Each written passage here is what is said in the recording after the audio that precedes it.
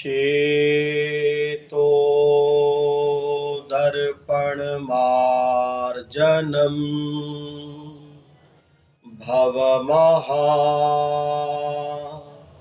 दावाग्निर्वापणम्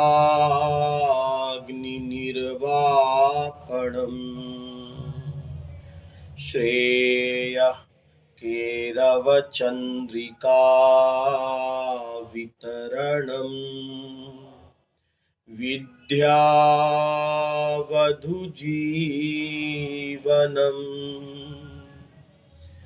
आनन्दं बुद्धिवर्धनम् प्रतिपदम् पूर्णामृतस्वादनम् सर्वात्मसम्पन्नं परं विजयते श्रीकृष्ण संकीर्तनम्। कालिंदी तटकुंजमंदिरगतो योगीन्द्रवध्यत्पद ज्योतिर्ध्यानपरः सदा जपति यां प्रेमाश्रुपूर्णो हरि केनाप्यद्भुतमुल्लसद्रतिरसा नन्देन सम्मोहिता साराधेति सदा हृदि स्फुरतु मे विद्या पराद्वयक्षरा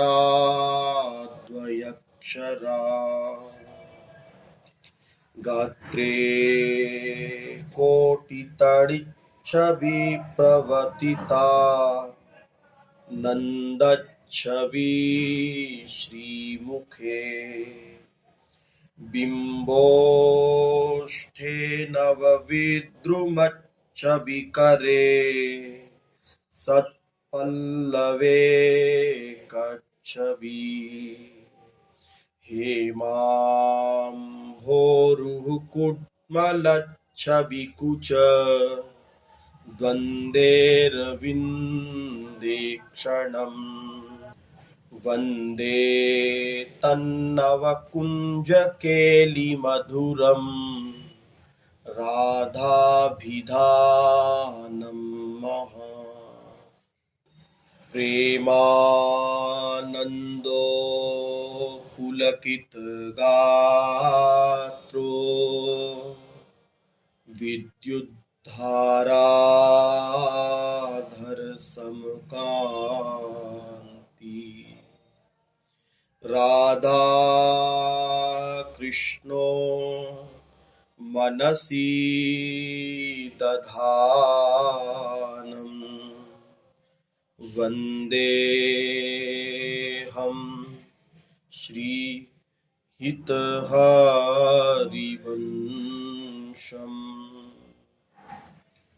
नमो नमो जय श्री हरिवंश रसिक अनन्य वेणुकुल मंडन लीलामान सरोवर हंस नमो जयति श्री वृंदावन सहज माधुरी रास विलास प्रशंस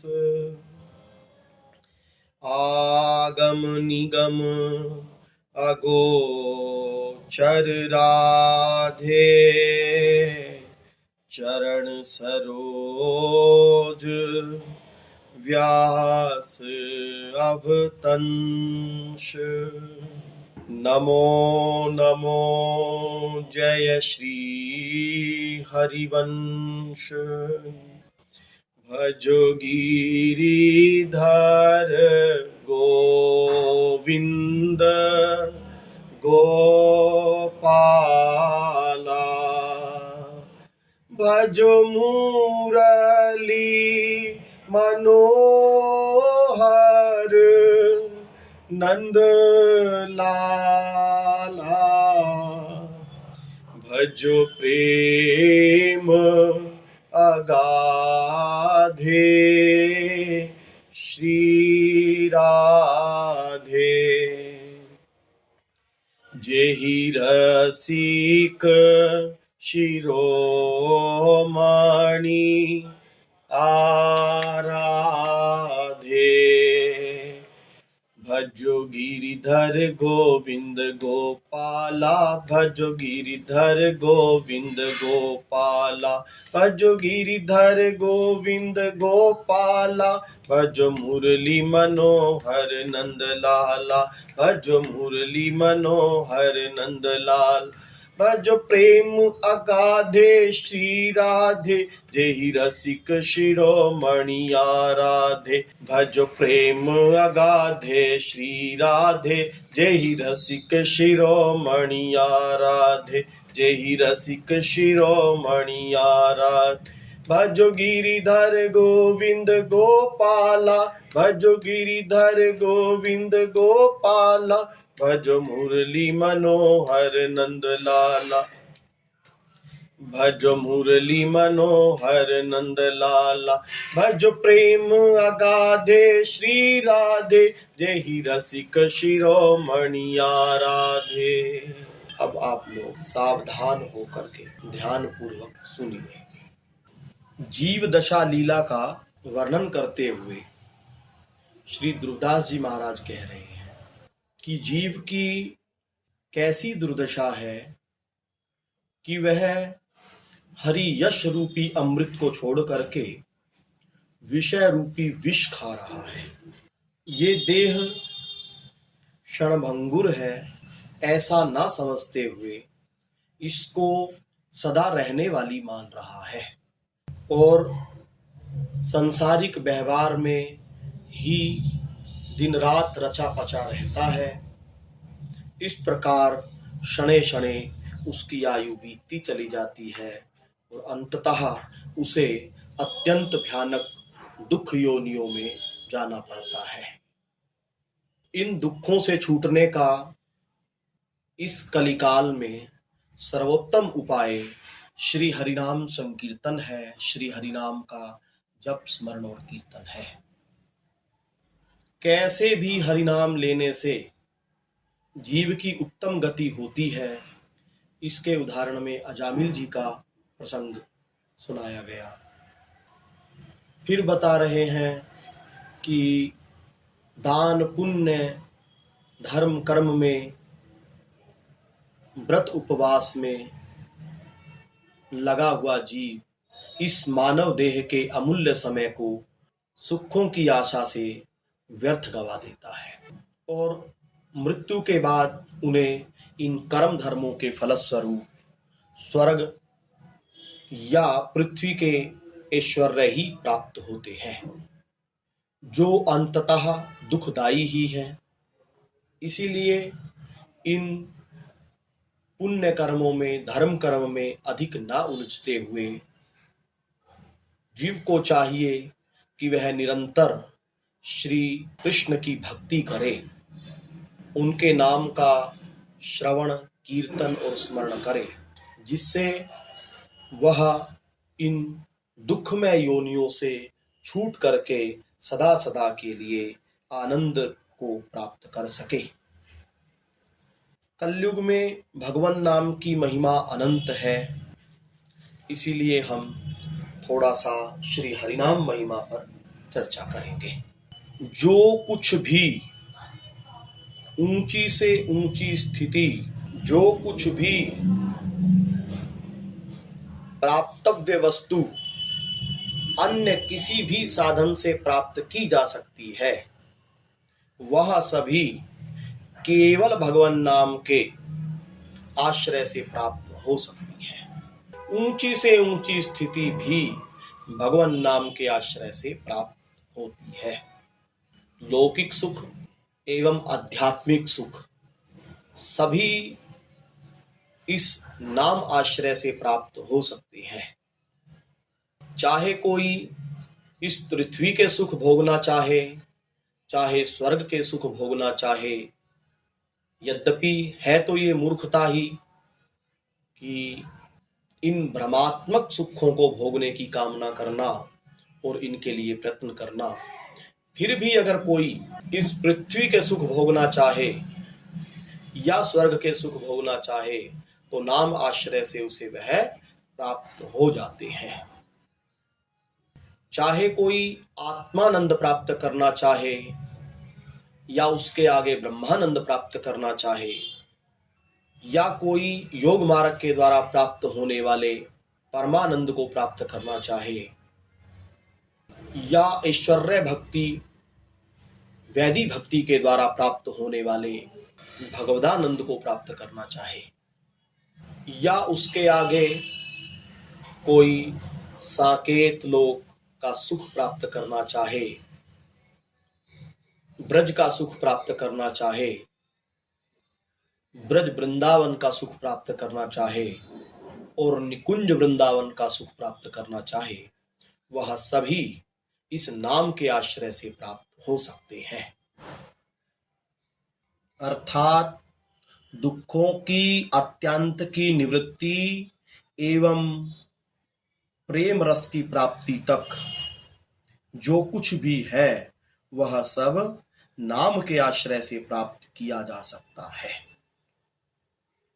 जितने भी मार्ग हैं, जहां लगी साधन वेद बखानी, सब कर फल हरि भक्ति भवानी। जहां तक भी साधनों का वर्णन वेद ने किया है, उनसे जो कुछ भी प्राप्त होता है सब फल वो केवल भक्ति से प्राप्त हो सकते हैं। अब नाम का आश्रय दो प्रकार से लिया जाता है। एक तो अनुषांगिक भाव से, अर्थात सहचर्य के रूप में, कर्म योग एवं ज्ञान पर सहचर्य दान रूप व्याप्ति है। अर्थात श्री नाम की सहायता से ही ये सब साधन अपना फल प्रदान कर सकते हैं, क्योंकि भक्ति के संयोग के बिना कर्म योग एवं ज्ञान मार्गों से उनका जो फल है वो प्राप्त नहीं हो सकता, क्योंकि ये मार्गों के साधन अपना अपना फल प्रदान तभी कर सकते हैं जब भक्ति की सहायता लेते हैं ये। इसलिए कर्म योग एवं ज्ञान मार्गों में साधन की सहकारिणी रूप में भक्ति की व्याप्ति है। भक्ति अंगों में नाम संकीर्तन ही सर्वश्रेष्ठ है, इसलिए कर्म योग एवं ज्ञान आदि साधन मार्गों पर श्री नाम संकीर्तन की सहचर्य दान रूप व्याप्ति है। दूसरी है स्वतंत्र रूप से नाम का आश्रय। कर्म योग एवं ज्ञान आदि मार्गों में शास्त्रों ने जिन समस्त साधनों की व्यवस्था की है, उन सब साधनों का अनुष्ठान न करके अपने अभिष्ट की पूर्ति के लिए यदि केवल मात्र श्री नाम का आश्रय ग्रहण करें तो भी विभिन्न मार्गों के साधक अपने अपने अभिष्ट फल को प्राप्त कर सकते हैं। श्री नाम संकीर्तन स्वतंत्र भाव से भी वह समस्त फल देने में समर्थ है। श्रीमद् भागवत में कहा गया, एतन् निर्विद्यमाना नामिच्छतां कुतो भयम् योगिनां निर्णीतं हरेर्नामानुकीर्तनम्।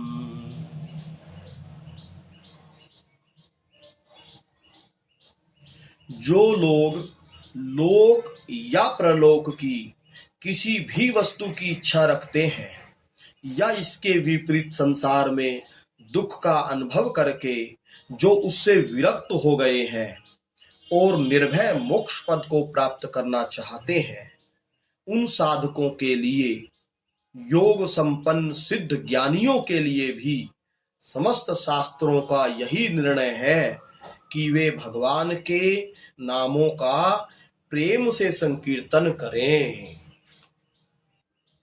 गरुड़ पुराण में फिर कहा गया, किम करिष्यति सांख्येन किम योगेर नरनायक